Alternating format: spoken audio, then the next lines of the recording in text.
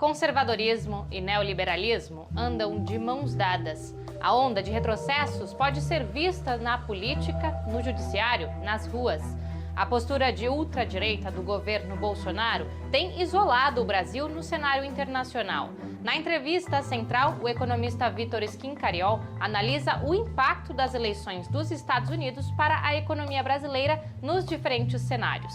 E nossa reportagem mostra a demanda da sociedade por políticas ambientais durante as eleições municipais. Eu sou Pamela Oliveira e está no ar a Central do Brasil.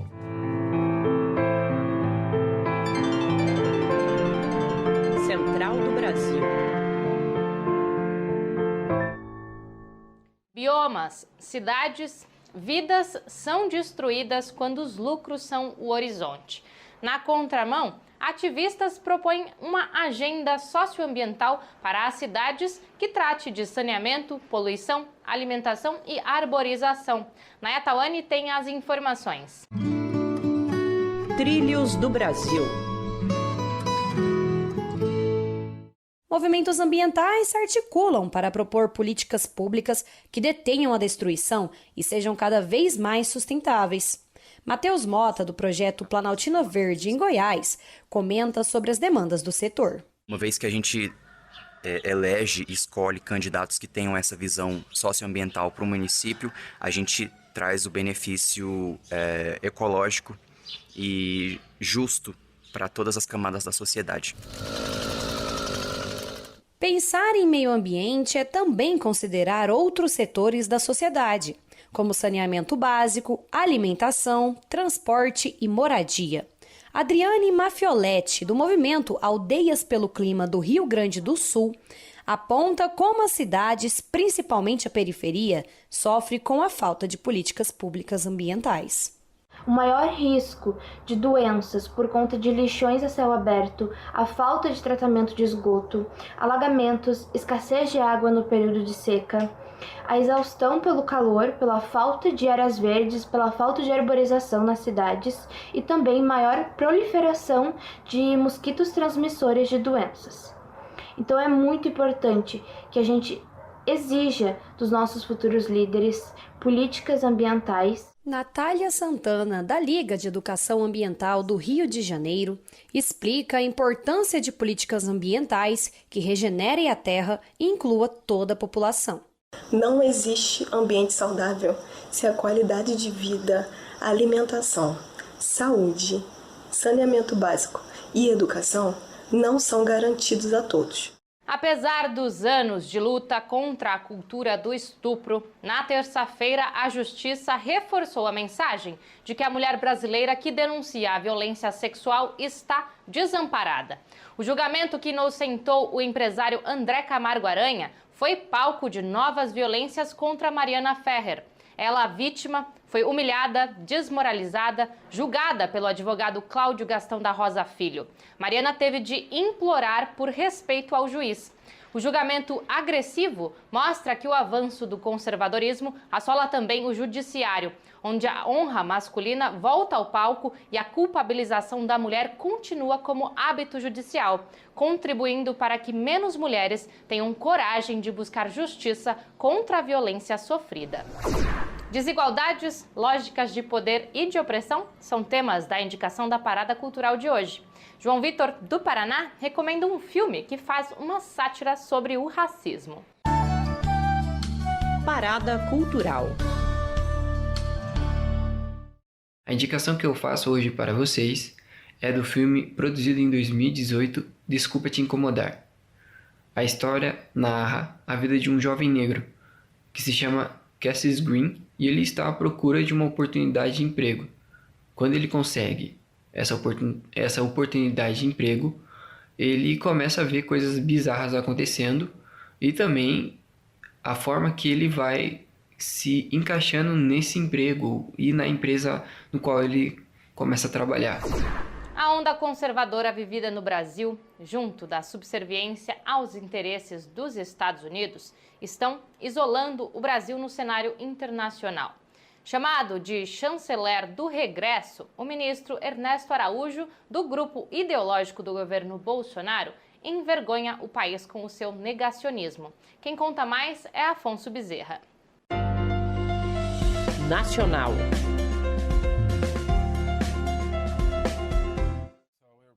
A guinada conservadora e subserviente da política externa brasileira tem isolado o Brasil no tabuleiro das relações internacionais. O ministro Ernesto Araújo, apoiado nas ideias de Olavo de Carvalho e alinhado ao bolsonarismo, tem esgarçado a tradição prudente da diplomacia nacional e criado rusgas com países estratégicos, como a China, a Venezuela e a União Europeia.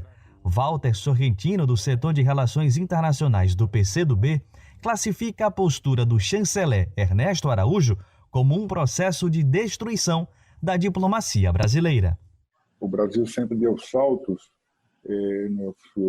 na sua caminhada, sobretudo econômica, quando conseguiu explorar devidamente as contradições das relações internacionais, quando sabia o que queria, né, como na época de Vargas, e soube fazer o que era necessário, explorando essas contradições. Hoje não, ficamos alinhados num canto do ringue, numa situação muito de pária internacional. Inspirado na onda negacionista, Araújo leva para os órgãos internacionais uma visão reacionária das relações externas, se aproxima de regimes conservadores, assina documentos que ferem os direitos humanos e aposta no belicismo internacional diante de países parceiros.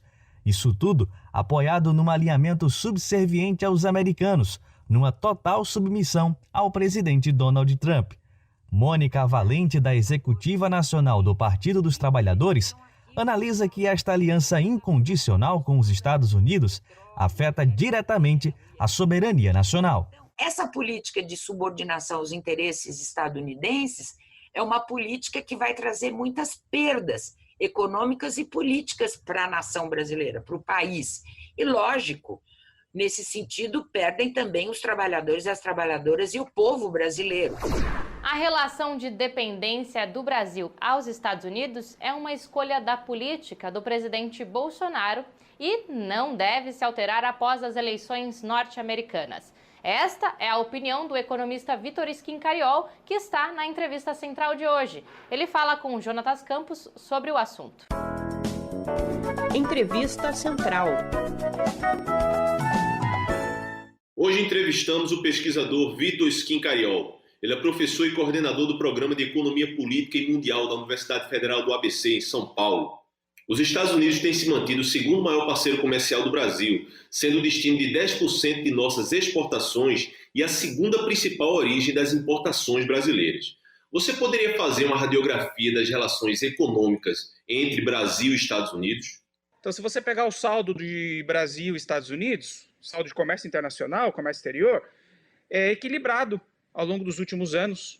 Por que deveria ser assim? Quer dizer, a nação mais forte deveria comprar da nação mais fraca, né? Mas não é o que acontece. Os Estados Unidos, eles têm uma posição comercial deficitária, com vários seus parceiros comerciais, tipo China, então eles têm que descarregar uma parte desse peso nos países menores, nos países que não dão batalha, ou que se desindustrializaram ao longo dos últimos anos, né?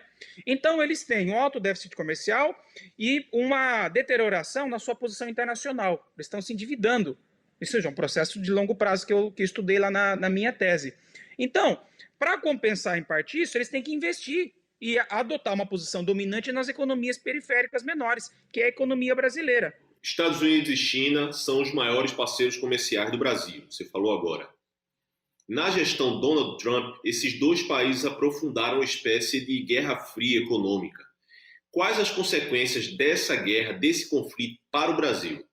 O que existe no Brasil hoje é que a economia ela é tão aberta aos interesses internacionais e a classe dominante brasileira aceitou essa abertura e a repartição dessa abertura entre os blocos que estão concorrendo.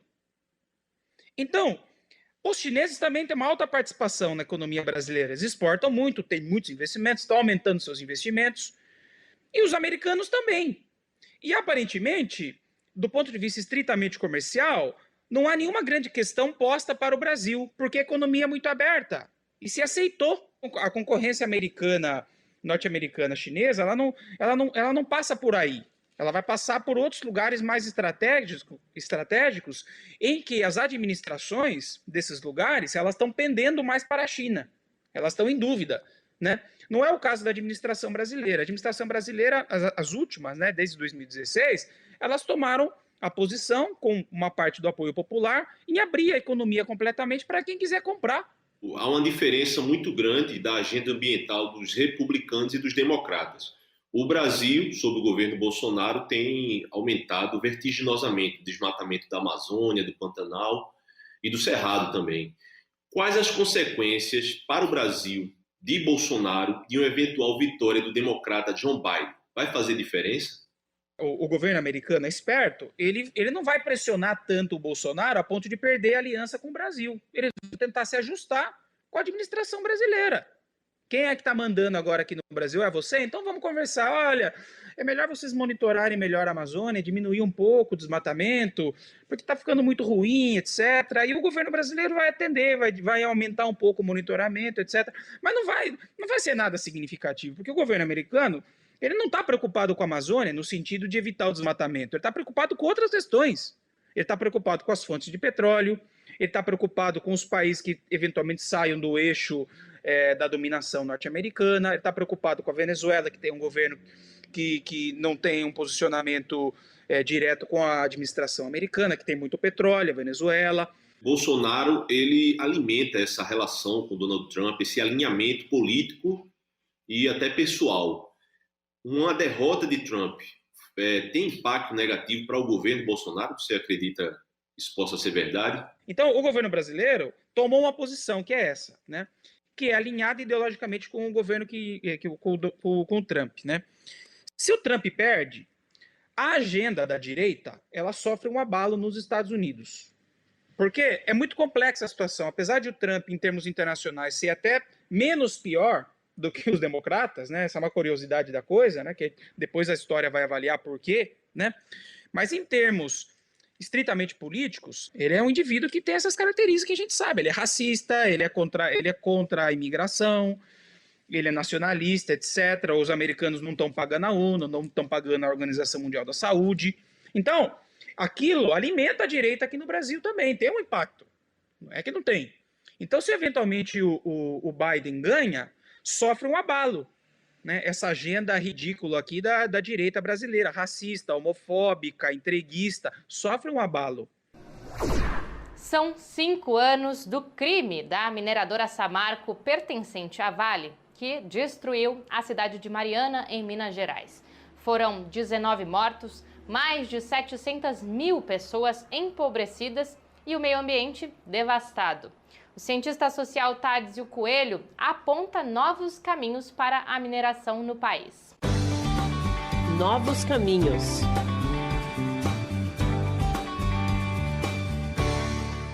Em geral, as empresas mineradoras dizem que vão trazer o desenvolvimento, a criação de postos de trabalho e aumento da arrecadação em níveis municipal, estadual e federal.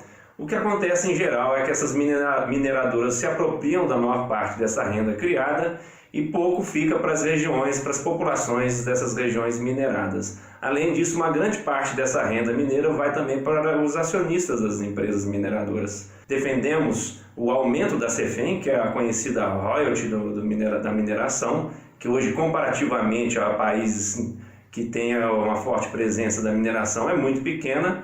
Além disso, defendemos o incentivo à diversificação econômica das regiões de mineração que sofrem pela falta de alternativas econômicas, principalmente quando a mineração termina, quando essas minas são exauridas. Além disso, também defendemos a criação de canais de deliberação popular. Por meio desses canais, haveria a definição, o controle, o monitoramento e a fiscalização da renda mineira. Seria essa própria população das regiões mineradas quem definiria para onde e como seriam gastos os recursos criados aí pela mineração. Eu fico por aqui. Siga a gente no Instagram e compartilhe esses e outros conteúdos. @Programa Central do Brasil. Até amanhã.